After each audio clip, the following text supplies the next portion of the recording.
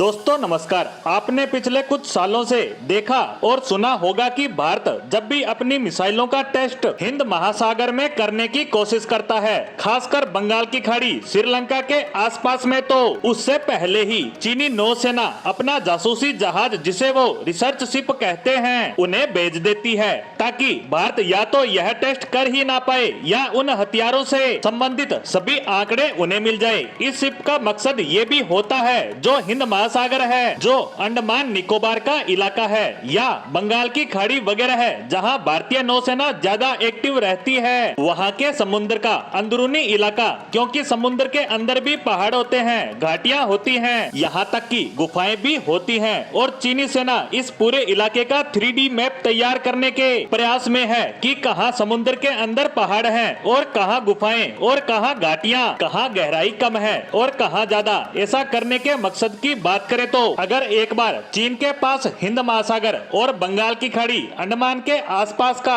3D map आ गया तो उन्हें पता चल जाएगा कि वो कहां छिपकर अपनी पनडुब्बियां भारत के आसपास भेज सकता है और युद्ध की परिस्थितियों में इन गहरी घाटियों का फायदा उठाकर वहां अपनी पनडुब्बियां छिपाकर भारतीय नौसेना से बचकर भारत पर भारी हमला कर सकता है। और यह सब भारत के लिए बहुत बड़ा खतरा भी है और इसीलिए भारत चीन की इन रिसर्च शिप को किसी भी तरह रोकने के प्रयास में लगा था कि पहला तो ये हमारी मिसाइलों की टेस्टिंग होने नहीं देते, और अगर हम किसी तरह इन टेस्ट को कर भी लेते हैं तो ये इसकी सारी डिटेल इन रिसर्च शिप की सहायता से इकट्ठा कर लेते हैं। और दूसरा ये कि चीन भारत के अंदरूनी इलाकों की भी जासूसी करता आ रहा है और सारी डिटेल को इकट्ठा कर रहा है, वो भी पिछले कई सालों से। वहीं भारत की बात करें तो वह चीन को रोक पाने में असफल रहा है, क्योंकि भारत के पास इन्हें रोक पाने की क्षमता नहीं है। हम इन्हें डरा नहीं पा रहे हैं क्योंकि भारत के पास ऐसी लॉन्ग रेंज की मिसाइलें नहीं थी जो ज्यादा दूरी तक जाकर चीन की इन शिप को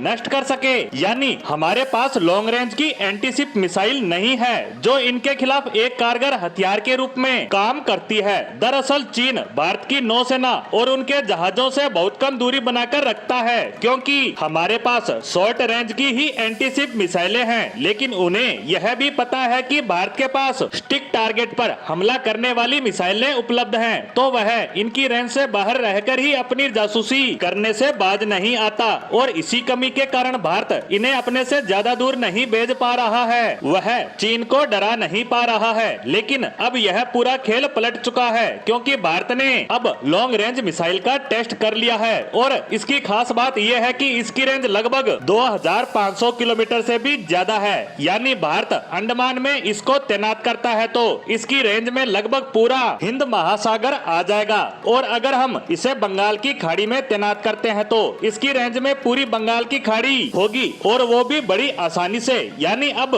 भारत की जासूसी करना चीन के लिए आसान नहीं होगा, क्योंकि चीन को पता है कि अब भारत के पास ऐसी लॉन्ग रेंज मिसाइलें आ गई हैं जिनकी रेंज में जाने से वो उनके टारगेट पर आ जाएंगे, और इससे चीन के लिए भारत की जासूसी करना लगभग नामुमकिन हो जाएगा। और सूचना ये भी है कि इस टेस्ट के बाद भारत इस मिसाइल के बाकी के टेस्ट भी जल्द से जल्द पूरे करके इसे भारतीय सेना का हिस्सा बनाने के प्रयास में है, जिससे भारत की इस कमी को जल्द से जल्द पूरा किया जा सके। इसी के साथ हमारी आज की पोस्ट को यहीं समाप्त करते हैं। धन्यवाद।